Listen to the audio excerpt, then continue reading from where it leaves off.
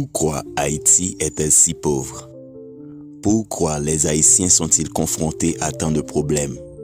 Des problèmes de gangs, d'instabilité politique et tant de problèmes d'ordre économique.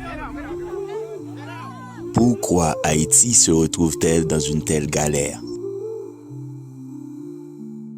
Ça fait un bout de temps que je réfléchis à prendre la parole. Je me suis beaucoup demandé si je devais le faire. Car il y a beaucoup de contenu sur le web qui parle déjà de Haïti et de ses problèmes.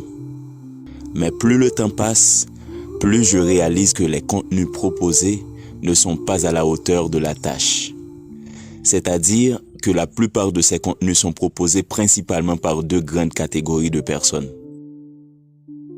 La première catégorie se compose de certaines personnes qui veulent sincèrement parler de Haïti, mais sans réellement connaître les réalités et les enjeux qui entourent le sujet.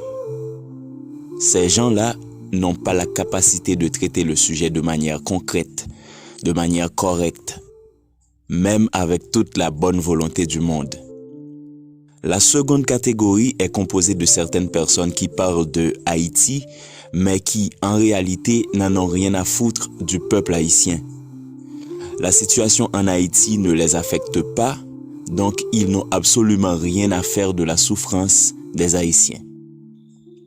Donc, ils balancent des trucs complètement absurdes sur ce qui se passe à Haïti en ce moment et sur la raison pour laquelle nous sommes en train de subir ce que nous subissons aujourd'hui. Je prends la parole car je sais que j'ai la capacité de traiter le sujet de manière assez correcte et en plus, je suis tout à fait crédible dans ce rôle parce que je suis haïtien de nationalité, de sang et de cœur. En plus de ça, je suis issu de cette portion de la population haïtienne qui est la plus touchée par ce chaos. Je viens des entrailles du peuple, donc je suis à même de comprendre parfaitement la douleur de ce peuple.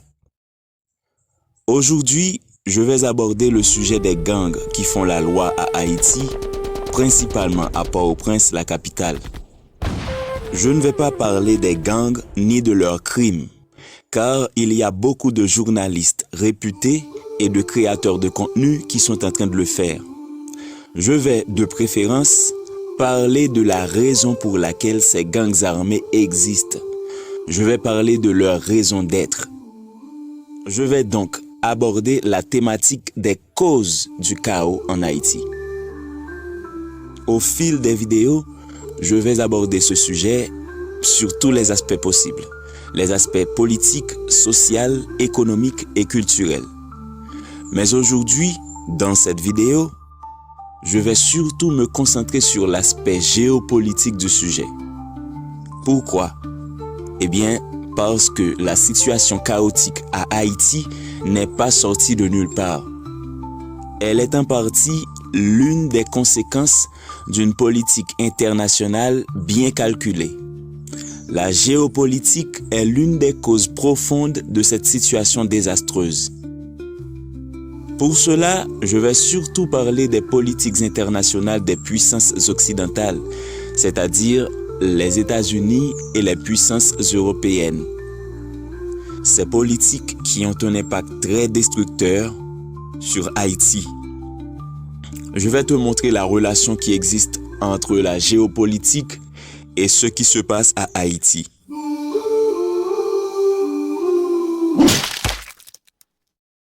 Je vais te dire une vérité que beaucoup d'Haïtiens ignorent. Et pourtant, cette vérité est l'un des points les plus importants à cerner si tu veux comprendre le positionnement de Haïti sur l'échiquier mondial.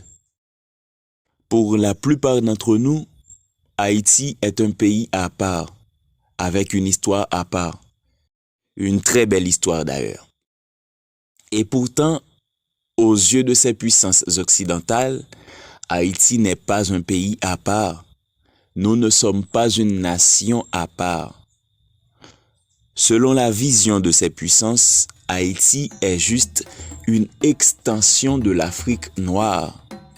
C'est comme si Haïti était juste un petit bout de l'Afrique situé sur un autre continent.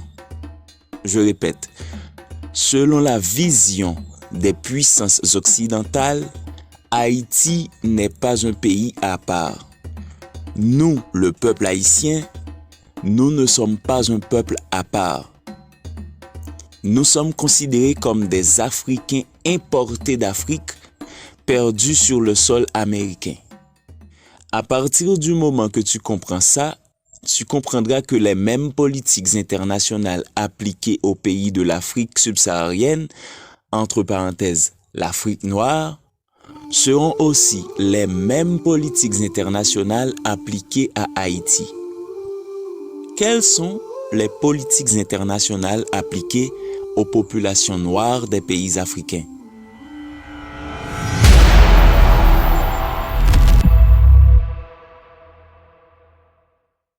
Pour répondre à cette question, nous allons remonter le temps et nous allons faire un peu d'histoire. Il y a de cela à peine un siècle ou deux, les populations noires d'Afrique furent réduites en esclavage. Les Noirs étaient considérés comme des êtres inférieurs. La seule utilité de l'homme noir était, selon les idéologies de l'époque, d'être au service du blanc. Selon le code noir qui régissait le commerce des esclaves, l'homme noir fut déclaré bien meuble. C'est-à-dire, nous, les Noirs, étions réduits au même statut qu'une chose, au même statut qu'un animal.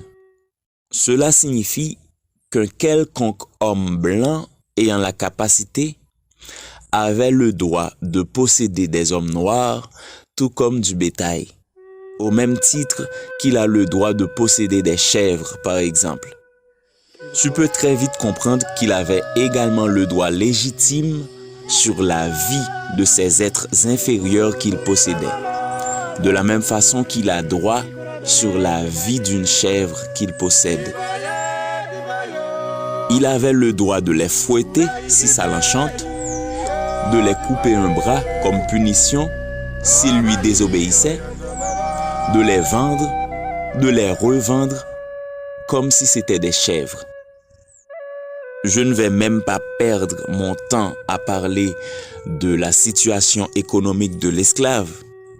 Une chèvre a-t-elle le droit de posséder des terres?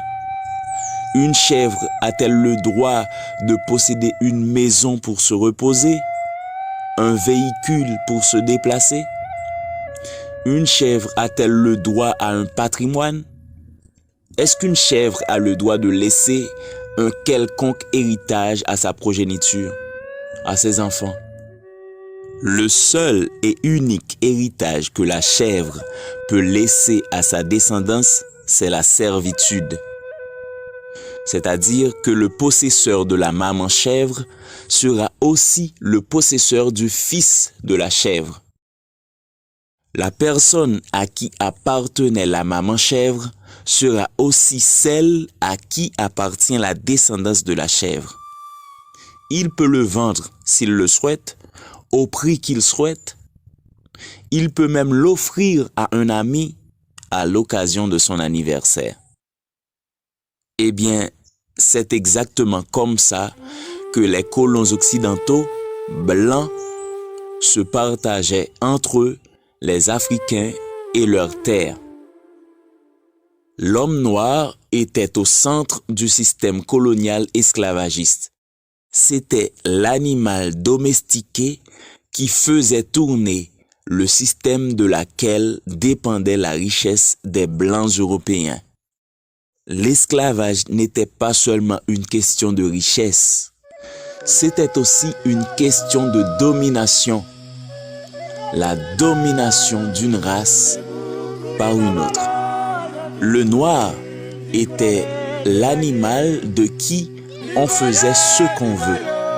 On avait le droit de l'acheter, de le revendre, de changer son nom, de l'offrir, de le battre, de la baiser si c'est une femme, ou même de le tuer si on le souhaitait. Et on n'avait de compte à rendre à personne.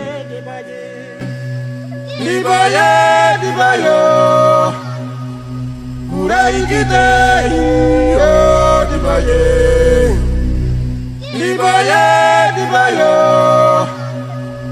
Uraikite yo dibaye, oh bayi, oh yanda mama.